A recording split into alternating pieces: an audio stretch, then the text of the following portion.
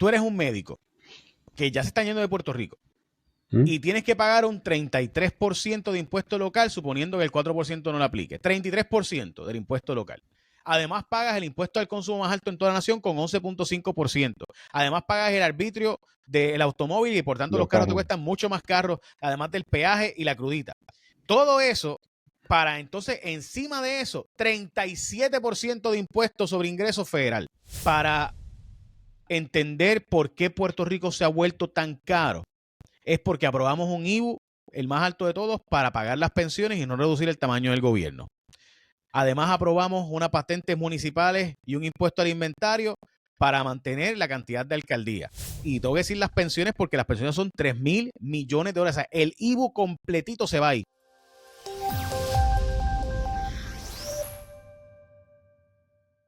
Si tú quieres evitar la emigración, tienes que buscar la forma de que Puerto Rico sea menos caro, menos costoso. Yo recuerdo cuando mami me contaba y papi, yo era chiquito, que Puerto Rico, una de las razones por las cuales regresaron a Puerto Rico es porque era mucho más barato que Chicago, por ejemplo, y que era mucho más barato que Tampa, incluso en aquellos momentos.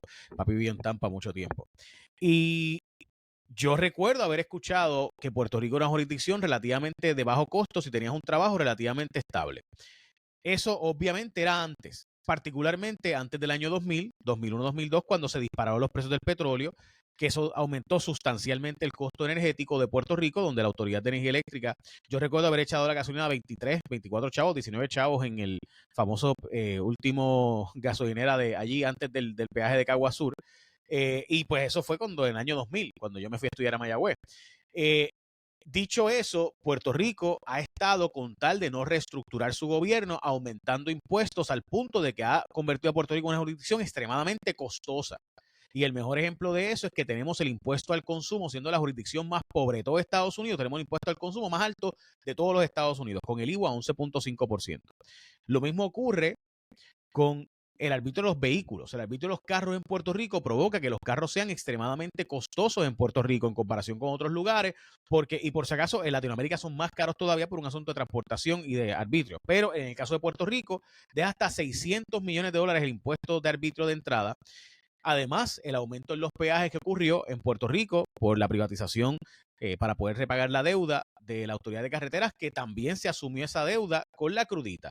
Y la crudita nos sube 16 centavos el galón. Cada vez que tú echas combustible, ya sea diésel, gasolina u otros combustibles, pagan en Puerto Rico hasta 16 centavos por galón. Y eso es un costo extremadamente alto. Además de eso, también tienes el el impuesto al inventario, que provoca que además de que pagaste un impuesto al consumo y el impuesto obviamente a la venta y uso, también tienes entonces que pagar un arbitrio, o en este caso un impuesto de almacenamiento. También, lo cual es hasta 10 punto y pico por ciento. Cuando tú no vendes ese producto en un mes, pues aumenta ese costo. Además de eso, tienes otro arbitrio, que yo creo que es un arbitrio que poca gente ni siquiera sabe que existe, que es la patente municipal. Es un impuesto municipal también al volumen de negocios. O sea que cada alcalde, además de tener el CRIM y además de tener el impuesto de inventario, tiene el costo, ¿verdad? De cada vez por mi volumen de negocio, un 1% yo pago de impuesto al municipio, lo cual eleva sustancialmente también, porque piensen eso, muchos negocios lo que se ganan es un 1 o 2% porque venden volúmenes grandes precisamente, los supermercados siendo el mejor ejemplo, los Costco, los Sam's, etcétera, todas esas tiendas de almacén, su verdadero negocio es la membresía, porque el margen de ganancia del producto es mínimo, lo importante es tener mucha venta, poco margen de ganancia, pero un volumen de venta amplio. Eso provoca que cuando tú vas al municipio tienes que pagarle un 1%, pues me comiste mi margen de ganancia, así que tengo que aumentar mi margen de costos para poder tener un margen de ganancia relativamente estable. Eso, además de eso, o sea, todo esto, gente, es aumentado, o sea, son costos que se han ido aumentando de la producción en Puerto Rico. También hay otros impuestos adicionales, entre ellos una ley local, que no es un impuesto, pero es una cláusula de exclusividad, que es la famosa Ley 75. Esa Ley 75 provoca que productos que se hacen en Estados Unidos, por ejemplo, tienen un distribuidor local. La ley obliga a que si tú tuviste un distribuidor local, no puedes sustituirlo después. Por tanto, no puedes enviar directo de Estados Unidos al consumidor, sino que tienes que enviarlo al distribuidor local. Y el distribuidor local, entonces, es quien se lo vende al consumidor, y eso aumenta considerablemente y por razones históricas válidas. Yo creo que esa ley tiene sentido, pero aumenta sustancialmente el costo. también hay que hablar de las leyes de cabotaje, que nos aumentan los costos, ¿verdad? Porque traemos de Estados Unidos los productos, la marina mercante más costosa, que tiene unas ventajas, no hay duda, tiene unas ventajas, por ejemplo, la calidad del producto, la certidumbre de que viene aquí un barco siempre y no está por ahí dando vueltas y a lo mejor viene, a lo mejor sí, a lo mejor no. Eso tiene unas ventajas, pero tiene unas desventajas de costo, obviamente, que aumenta sustancialmente el costo en Puerto Rico de la distribución, gran parte de los productos que vendemos aquí. Todo eso lo planteo porque cuando tú hablas de por qué Puerto Rico es tan costoso, es porque tenemos un gobierno que no quiere reducirse, no quiere eliminar municipios, no quiere eliminar y por tanto lo que hace es que en vez de crear desarrollo económico, aumenta impuestos y aumenta impuestos. Y el mejor ejemplo último es cuando se está hablando ahora de reducir el IBU. Ellos saben que no se puede reducir el IBU, porque si tú reduces el IBU, no puedes pagar las pensiones. El IBU paga las pensiones. Todos esos empleados públicos que se retiraron, esos 140,000 empleados públicos retirados que le pagamos las pensiones, se pagan del IBU. De ahí es que salen los chavos. Los chavos no nacen en los árboles. Y esa es la verdad. Esos 100,000 empleados públicos retirados cobran su pensión gracias a que usted pague el IBU. Y además, el IBU se pignora la deuda para pagar las pensiones y para pagar la deuda de Cofina. Así que los dos impuestos, o debo decir, los dos bonistas cobran de ahí. Y además lo mismo pasa con la crudita. No se puede reducir la crudita porque la ignoramos a los GOs, a pagar los bonos del gobierno central. No podemos reducir las planillas, que es el otro impuesto que en Puerto Rico es relativamente alto. Y además de todo eso, está planteando alguna gente que nos hagamos Estado. Ok, piense, dele casco. Yo le acabo de narrar a usted todos esos impuestos en Puerto Rico, que incluyen la tasa de impuestos individual de hasta 30 y pico por ciento. Y además de eso, usted me está diciendo que a los profesionales en Puerto Rico, a los médicos, a los ingenieros, a los CPA, a los abogados, usted le metería un impuesto de 37%, hasta 37% adicional. O sea, el 33 local más el 37 federal. Y por si acaso, usted no puede decir a los federales, no, dame una transición, no, porque el impuesto por cláusula de uniformidad es el mismo en Alaska, en Hawái, en Florida y en Puerto Rico. El impuesto estatal usted lo puede cambiar, el federal no. Y el caso de Puerto Rico no podemos cambiar los federales porque los ignoramos a la deuda, se lo pusimos como hipoteca. Kenneth, ¿qué cosa pudiéramos cambiar de todo eso para reducir impuestos y hacer a Puerto Rico un lugar menos costoso? Oye, tienes bien poco para cambiar. Un par de comentarios de tu resumen que está muy completo y muy acertado. Primero tú tienes el asunto y esto de lo que llaman la incidencia. La incidencia es quien tiene la carga económica de las cosas, en particularmente lo usan mucho en el campo de contribuciones, de quién paga un impuesto. Por ejemplo, si yo le cobro a usted en su planilla un impuesto de $100, pues la incidencia recae en usted. O sea, los impuestos que yo pago de mi planilla de contribución sobre ingresos recaen sobre Kenneth Rivera. O si yo compro algo que pague IBU, y me compro un refresco en la tienda de la esquina y pagué $1 de IBU, pues ese dólar recayó en Kenneth Rivera. Igual pasa con las corporaciones, pero las corporaciones realmente, los negocios, que casi todos son corporaciones, no se quedan con esa carga económica. Ellos la tienen que pasar para el frente. Cuando yo tengo un negocio y le cobran más impuestos, y como dijo ya hace un ratito, los impuestos aquí son altísimos en muchos renglones, pues ese negocio que está pagando tantos impuestos puede hacer tres cosas con ese impuesto. O le pago menos ganancia a los dueños, es una posibilidad, o le pago menos a la gente que yo le pago, que usualmente son a mis empleados o a mis suplidores, les pago menos a ellos, o subo el precio a mis clientes para que esos clientes pues sean los que paguen por ese aumento en impuestos o en gastos adicionales que yo vaya a tener. ¿Qué pasa? Cada vez que tú tienes todos estos impuestos tan caros y una corporación los está pagando, esa corporación o la gente que son dueños de la entidad está recibiendo menos dinero o los empleados están cobrando menos y los suplidores están cobrando menos, por lo que no tengo dinero para pagarle, o la gente que compra esa entidad, pues le están cobrando un impuesto más caro. Entonces, no es solo el impuesto que yo pago, es el impuesto que yo estoy indirectamente pagando, porque cuando voy a una tienda que pagó todos estos impuestos y los está pagando, los tiene que pagar y me los está cobrando a mí quizás como cliente, pues estoy pagando todos esos impuestos aunque yo no lo sepa. O sea, cuando el precio de la cosa que yo estoy comprando, que es rey, porque claro, estas son las cosas aquí en Puerto Rico, una de las razones son los impuestos. O hay otro montón de razones, hay muchas cosas como hablamos hace un rato que se importan, pues tú importar las cosas pues tiene un costo. estamos en una isla, que no se pueden mandar las cosas por tren, no se pueden mandar las cosas por camión, aquí todo se tiene que enviar en un barco o Sí, en un Kenneth, avión. pero Puerto Rico no era así de caro. O sea, nosotros no éramos una jurisdicción así de costosa. Y ni hablar de que tenemos hoy día un problema de inventario de propiedades, que hay 300,000 abandonadas en propiedad ¿verdad? Residencial y 200,000 en propiedad comercial, lo cual hace que si no hay propiedades suficientes, pues aumente el costo de vida porque la vivienda que queda, pues sube, oferta y demanda, ¿no? Así que hay otros factores que son Así es, claro. totalmente nuestra hechura. Mi punto es que nosotros hicimos esto. O sea, nosotros no fue que otro lo hizo por nosotros. Nosotros en Puerto Rico hemos provocado porque hemos querido rescatar al gobierno y rescatar al sector, ¿verdad? De las pensiones, rescatar a esos grupos marginados, etcétera, ¿verdad? Y otros grupos políticos, porque realmente las ayudas a los pobres son de fondos federales, las ayudas localmente son al gobierno. Nosotros, todos esos impuestos son para mantener la estructura gubernamental y mantener los empleados de gobierno que se retiraron. Y esos son los datos y no queremos aceptarlo, pero esa es la verdad. ¿Sabes qué pasa, Kenneth? Que nosotros hicimos esto. Nadie de Estados Unidos nos presionó a esto. O sea, nadie vino de Estados Unidos y dijo, tienes que coger más prestado. Que de Estados Unidos vinieron para aquí y nos ofrecieron unos golosinas. Seguro, los bancos de Estados Unidos locos con que nosotros habíamos prestado porque ellos ganaban unas comisiones de cientos de millones de dólares, seguro. Pero no nos pusieron una pistola en la 100 para seguir nosotros refinanciando. Fueron los gobiernos de Puerto Rico los que siguieron imponiendo contribuciones para seguir con el tamaño gubernamental de 78 municipios, 78 legisladores, 125 agencias del gobierno central, etcétera. Es la estructura de gastos, o sea, tenemos una estructura de gastos bien complicada, bien costosa, demasiado grande para el gusto de algunos.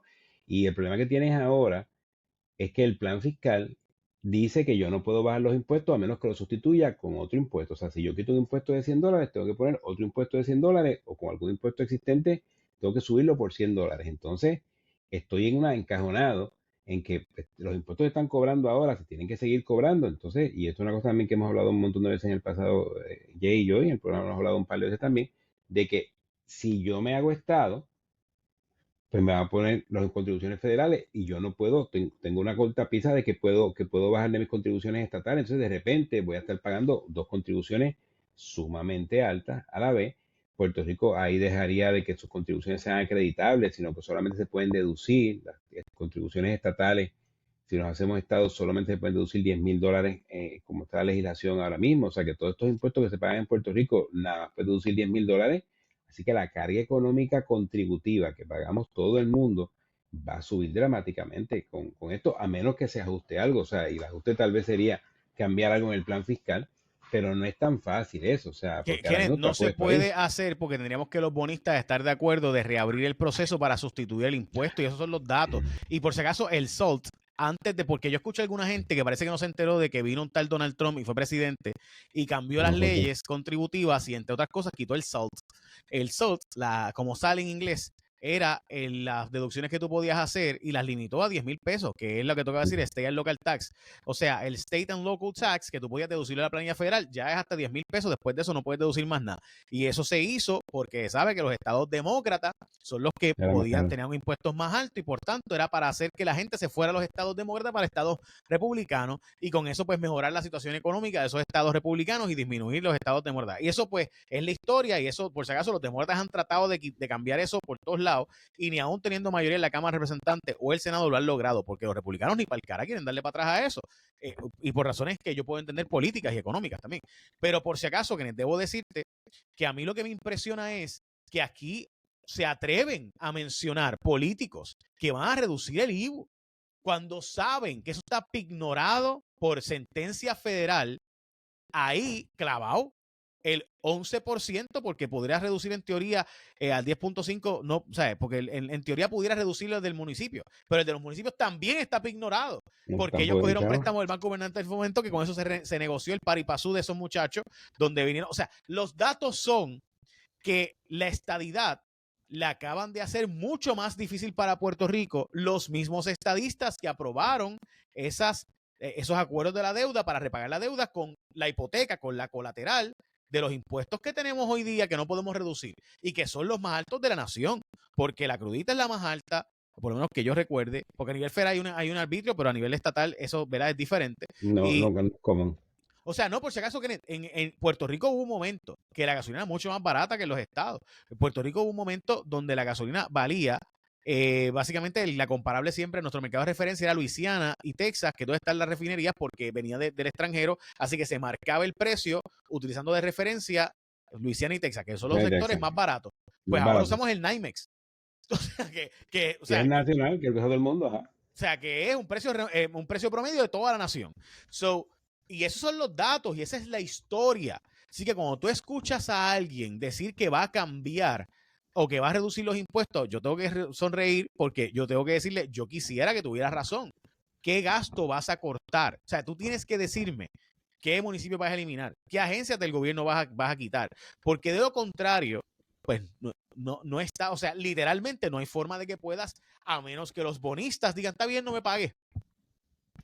Que va a estar bien difícil eso, o sea, y de hecho, incluso quitar el gasto, si miras el plan fiscal, no es automático, o sea, no es que yo digo, mira, baja este gasto por 10 pesos, bájame esto por $10, tengo que convencer a la Junta de que baje el gasto, porque una queja que también me ha dicho la gente de la Junta en reuniones que hemos tenido con ellos, que dicen, así es que bajaste un gasto de 10 acá, y de repente subiste 15 acá en otros gastos, en otra cosa nueva. Quitaste una escuela que costaba 5 y de repente pusiste un viaje de las batuteras a Arizona que cuesta 15. ¿Verdad? Pero es que y una queja que tiene mucho la Junta de Supervisión Fiscal es que dice que no somos disciplinados con la parte de los gastos, así que convencerlos de que me dejen bajar los impuestos porque me estoy comprometiendo que voy a bajar los gastos y los voy a mantener bajitos, porque ese es el problema que dicen ellos, que me bajas un gasto y a las 2 semanas pones otra cosa nueva, un programa nuevo, algo nuevo y volviste a lo que ahorraste, te lo gastaste y todavía gastas más.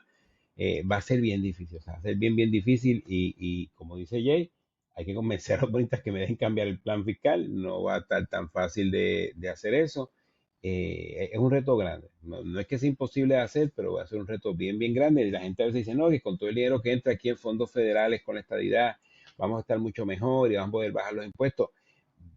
No debe ser de entrada, no debe ser tanto, porque muchas de estas cosas ya entran aquí, o sea, ya aquí nosotros cogemos algo cogemos seguro social, ya cogemos cosas de salud, cogemos cosas de seguridad alimentaria, el programa de NAP que tenemos aquí, o sea, no es que vamos a entrar en unos programas que son totalmente nuevos, puede que entre un poco más de dinero, o sea, debería entrar más dinero que está entrando ahora, eso sin duda, pero si va a ser suficiente para yo poder decir, estoy tan económicamente tan arriba, he mejorado el desarrollo económico tanto que me va a permitir bajar los impuestos, no parece. Kenneth, vamos a plantearlo de la siguiente forma. Tú eres un médico que ya se está yendo de Puerto Rico y tienes que pagar un 33% de impuesto local, suponiendo que el 4% no lo aplique. 33% del impuesto local. Además, pagas el impuesto al consumo más alto en toda la nación con 11.5%. Además, pagas el arbitrio del automóvil y por tanto los carros te cuestan mucho más caros, además del peaje y la crudita. Todo eso para entonces, encima de eso, 37% de impuestos sobre ingreso federal. O sea, 33% estatal y 37% federal. Eso es lo que pagaría un médico que se quede en Puerto Rico en caso de que llegue la estadidad. Y digo un médico porque todos vamos al médico y por tanto ese médico nos va a pasar a todos el costo. No es como que ese médico va a asumir ese costo y decir, yo voy a ser pobrecito, sí, porque aquí, tras de que me pagan menos que en los estados, voy a estar dispuesto a pagar mucho más en impuestos. Y los que me digan, no, pero ¿y el 4%? Pues le damos el 4% estatal, lo damos cero. Pues gente, pequeño detalle. Ya en la Florida y en Texas se paga cero de impuesto estatal. Así que ya básicamente tendrían una ventaja si se van a Texas y la Florida, porque aquí Puerto Rico pagan 4%, allá pagarían cero estatal. Oye, el 4 ya no se está dando, o sea, la gente que lo tiene, ya tiene un Grandfather Clause, pero si yo vengo ahora nuevo, como doctor nuevo, no me lo van a dar como regla general, no están dando el 4%, más que unas excepciones de unos especialistas bien particulares. Dije médico por decir médico, pero ¿y el ingeniero? No, si no tiene 4% en los CPA. No, el arquitecto, el abogado, toda esa gente que produce, que construye, toda esa gente que ahora va a tener que pagar el 37%, pues no va a pasar eso en los costos de construcción. O sea, no va a pasar eso en los costos de compra en los supermercados, no va a pasar eso en el costo. O sea, toda esa gente porque mucha gente que no va a pagar en Puerto Rico impuesto federal, no hay duda. Hay mucha gente que no los va a pagar. Y gente, esto no es meter miedo a la estadidad. Estos son los datos. Y mi punto es que si tú quieres ser estadista de verdad, tienes que empezar a hablar cuáles costos y gastos vas a cortar para poder reducir los impuestos locales, para poder acomodar los impuestos federales. Y eso, cualquiera dice, yo quiero que podamos todos ir a Disney, 2 veces al año, yo quiero eso. Pero en la práctica, ¿de dónde salen los fondos, los recursos? Y esa es la irresponsabilidad de hablar, como por ejemplo hablar de reducir el IBU o de reducir las planillas, si no tenemos una colateral con la que sustituirla, porque los bonistas tendrían que estar de acuerdo, reabrir el plan de ajuste en el Tribunal Federal para que el Tribunal Federal lo permita. O de lo contrario, ¿verdad? Pues irnos hacia un impago donde entonces el gobierno federal, los bonistas podrían ir a ejecutar la colateral en el tribunal, al punto de que COFINA ni siquiera pasa por las cuentas del gobierno. Para el nivel, que entendamos a qué nivel los bonistas dijeron, yo no confío en el gobierno de Puerto Rico, eso de negociar con esta gente no se puede. Se fueron por allá y el acuerdo incluye que los fondos del IBU no pasan por las cuentas del gobierno, pasan directo a las cuentas de ellos, y cuando se llenan las arcas de las cuentas de ellos, entonces el efecto cascada empieza a llegar acá, llega la cascadita. Así que lo que sobra empieza a llegar a las arcas del gobierno de Puerto Rico. Es bien difícil, oye, y eso dicho, y tú lo dijiste también hace un rato, no es que estemos diciendo que la estadidad es imposible, que no se va a lograr, y de hecho, hace un par de meses, usted nos acompañaste, bien agradecido, en el foro este que hicimos del estatus, de las consecuencias económicas del estatus, y el economista Caraballo Cueto tiene un estudio que tiene 2 años ya, me parece que es de 2022, que el estudio al final indica que económicamente la estadidad es la que parece que más que mejor nos iría, ¿no? Y ve el estudio y lo lee y hace usted su análisis, su conclusión. Pero tiene sí unos costos, tiene unos retos, tiene unas cosas que se tienen que trabajar, que se tienen que atender para tú poder llevar eso a un feliz término. Así que no entiendan que estamos diciendo que la estadidad no. Ideológicamente, yo creo que los puertorriqueños a la larga somos estadistas porque queremos una unión permanente con Estados Unidos, y cuando nos obligan a escoger una a la otra va a ser la estadidad. Yo no tengo duda de eso. O sea, y por si acaso esa es la verdad. Pero filosóficamente puedo yo creer en algo, pero en la práctica tengo que ver cómo lo hago atractivo. Y Puerto Rico tiene que discutir cómo hace atractivo para los estados y para nosotros, para la clase trabajadora y productiva. Porque si no hay médicos, pues dígame, ¿vale? Usted, la clase pobre, ¿puede quedarse en Puerto Rico? O sea, si no hay ingenieros, o si los que hay están en unos costos tan altos que simplemente, y digo ingenieros por no decir enfermeras, porque las enfermeras también pagarían impuestos federales. O sea, los psicólogos, los psiquiatras, o sea, todas esas personas, todas las empresas a las que usted vaya, todo negocio, todo comercio al que usted vaya a comprar, va a pagar ese impuesto de 21% en el caso de los comercios. Y esos son los datos. Así que, o sea, y mi punto con eso siempre ha sido, Kenneth, no se puede ser tan irresponsable de discutir las cosas de la perspectiva ideológica sin poner los datos en contexto. Y eso me pasa a mí en todo. O sea, hablarle, por ejemplo, el tema de Juan Dalmau está proponiendo, y Manuel Natal está planteando hacer un plan de salud universal. Por si acaso, que conste, ¿verdad? Un auspiciador de mis programas importantes es un plan médico. Y yo les voy a hacer una pregunta a ellos. ¿Quién paga el 90% de los fondos en Puerto Rico para pagar el sistema médico del país? Lo paga el gobierno federal. Ustedes tienen permiso del gobierno federal para cambiar el sistema que no se permite en ningún estado, pero que quieren usar en Puerto Rico, para empezar, 1. Y 2, si usted quiere hacer ese sistema de salud universal, no hay problema, hágalo.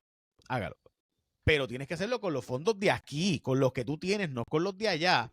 Y si quieres usar los de allá, los de Estados Unidos, no solo requieres una dispensa, sino que además de eso tienes que reestructurar los costos. Por ejemplo, en el sistema de salud universal, en el cual yo filosóficamente creo, en Inglaterra, en Francia, un especialista médico gana 150,000, 200,000 pesos. En Puerto Rico ganan 3 veces eso. Si tú en Puerto Rico le vas a bajar el pago a los médicos, por ejemplo, y especialistas y subespecialistas, porque ahora es un sistema universal y todos somos igualitos, ese médico se va a quedar aquí y subir para Texas, donde va a ganar 4 veces más.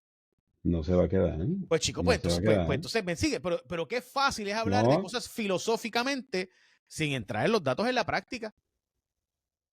Oye, y lo que pasa con eso es, que lo hablamos ahorita, o sea, económicamente las cosas van a trasladar en la gente, o sea, trasladan en ti como consumidor, en ti como dueño de negocio, o en ti como empleado de la entidad. Y digo en ti o tu pareja, qué sé yo, si con su cónyuge, su esposo, su esposa está trabajando en un sitio y de repente ese lugar le cobran más impuestos, pues tiene menos dinero, le sobra menos dinero para darle un aumento a su dueño. O sea, que aunque tú estés trabajando por cuenta propia, tú pienses que esto sobre ti no va a incidir, y cuando vayas al supermercado o a la farmacia a comprar algo de comer y te lo vendan un poquito más caro, pues va a ser por eso. O sea que realmente esto, directa o indirectamente, estamos pagando estos impuestos y aquí hay mucho impuesto que no tiene que ver con el ingreso neto, con la ganancia neta, porque, por ejemplo, los impuestos que mencionamos ahorita municipales, contribución sobre la propiedad, la patente municipal y contribución sobre la propiedad está el impuesto al inventario, está contribución sobre la propiedad inmueble, están los arbitrios de construcción, que es otro impuesto que ponen los municipios. Todos esos impuestos son de ingreso bruto Ujú, o de activo. O sea que ujú. esos impuestos, aunque tú estés perdiendo, tú puedes estar perdiendo $1 millón y tú tienes que pagar esos impuestos.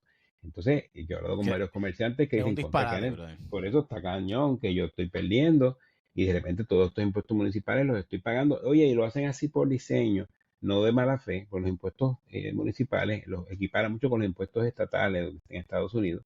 Y tú los haces un poquito menos complicados, más sencillos, porque tú piensas que los estados, y en el caso local, que los municipios, estos son menos sofisticados que el gobierno central. No tienen las mismas herramientas que tiene Hacienda, no tiene un SURI, no tiene los mismos empleados con preparación que tal vez tiene Hacienda. Así que como el municipio es menos sofisticado que el gobierno central y es que Hacienda, pues le dicen, mira, te lo voy a poner un impuesto, pero te lo voy a poner facilito para que tú lo puedas manejar, para que tú lo puedas correr. Eso dicho, el impuesto de la propiedad no lo manejan los municipios, lo maneja el CRIM. Tienen una entidad que no es una agencia, pero algo bien parecido a una agencia, que es la que se encarga de hacer el cobro. O sea que ya ese impuesto, ya dijeron, mira, este está tan complicado que ni siquiera lo podemos cobrar nosotros. Que yo no estoy en desacuerdo con ese, porque en la parte de propiedad mueble realmente viene de los estados financieros. La parte de inmuebles te lo compro, porque ahí hay que hacer unas valuaciones, van al pasado, hasta el año 57 para ver qué valor le ponen a los bienes y ese tipo de cosas.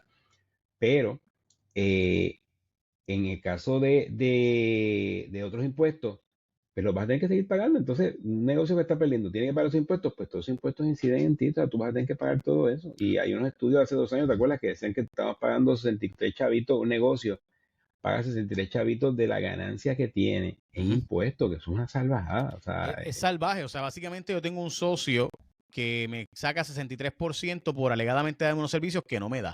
Porque además yo tengo que pagar mi servicio de seguridad, tengo que pagar mi servicio de mantenimiento, o sea, tengo que pagar mi sistema eléctrico. So, en la práctica es devastador. Kenneth, básicamente, para entender por qué Puerto Rico se ha vuelto tan caro, es porque aprobamos un IBU, el más alto de todos, para pagar las pensiones y no reducir el tamaño del gobierno. Además, aprobamos unas patentes municipales y un impuesto al inventario para mantener la cantidad de alcaldías. Además de eso, y por si acaso, y tengo que decir las pensiones porque las pensiones son 3.000 millones de dólares. O sea, el IBU completito se va ahí, completito, para pagar a los ex empleados del gobierno que se han retirado a los 50, 55, 60 años. Yo sé que eso le molesta a mucha gente, pero esos son los datos. Para mantener el Banco Gubernamental de Fomento, que en gran medida mantiene los alcaldes y mantener la autoridad de carreteras, aprobamos la crudita aumentada de 16 centavos por galón y además el aumento en los peajes que hemos visto que se aumentó para dárselo a Metropistas, obviamente como parte de los acuerdos de repagar la deuda de la autoridad de carreteras y específicamente para pagarle los préstamos del Banco Gubernamental de Fomento que le dio, y esos préstamos del Banco Gubernamental de Fomento fueron los que dieron aquellos famosos préstamos a toa baja y aprobado la crudita. Así que básicamente, ¿por qué Puerto Rico se volvió tan caro? Porque aprobamos montones de impuestos para mantener al Estado como está, no para mantener a los pobres como mucha gente se cree, porque a los pobres vienen de los fondos federales. En el caso de Puerto Rico fue para mantener el aparato gubernamental, los gobiernos de turno, y ambos partidos han hecho esto y lo ignoraron a la deuda, por tanto no se pueden reducir, porque por los próximos 40, 50 años, por sentencia federal, el PNP y el Partido Popular, y insisto más en el PNP, porque el PNP hizo entonces que esto no se pueda bajar en caso de que llegue la estadidad, no hay duda de que se volvió una jurisdicción costosa porque el nivel de impuestos que se ha creado hacen a Puerto Rico un lugar extremadamente caro con tal de no reducir los beneficios gubernamentales que le dan a los empleados y ese empleados retirados y además para no reducir la cantidad de municipios ni la cantidad de agencias del gobierno, porque eso desgraciadamente ha sido el historial de Puerto Rico. Cada vez que hay que hacer un cambio, abramos un impuesto para resolver el problema del gobierno a costa del sector privado y por tanto la gente simplemente ha emigrado. Y ahí están los datos uno tras otro de todo lo que se ha hecho para que eso siga haciendo y Puerto Rico se convierta en un lugar donde es tan caro que simplemente mucha gente emigra. oye, y aquí realmente hubo una reducción en recaudos y en desarrollo económico a partir de 2006, cuando se acaban los 10 años de la transición de la 936, que hay gente que dice que no tuvo efectos, en mi opinión sí tuvo efectos sobre la economía, sobre el desarrollo económico local. Entonces, de repente el gobierno está cobrando menos en contribuciones, no quiere reducir el aparato gubernamental. Y de hecho, por un par de años lo que hizo pasó fue que aumenta, o sea, tenían más empleados y tenían más cosas, y los municipios tienen incluso más empleados y más cosas. En los últimos años, los últimos 6, 7 años han bajado un poco, porque las circunstancias lo están obligando a bajar. Y en el caso de los municipios, por ejemplo, ahora mismo hay un fondo de redención municipal que se está terminando, que le están diciendo, mira, esos chavos que te da el gobierno central, ya no los tenemos, porque dijeron que te lo voy a dar por un par de años más, pero en un par de años tengo que dejar de dártelo.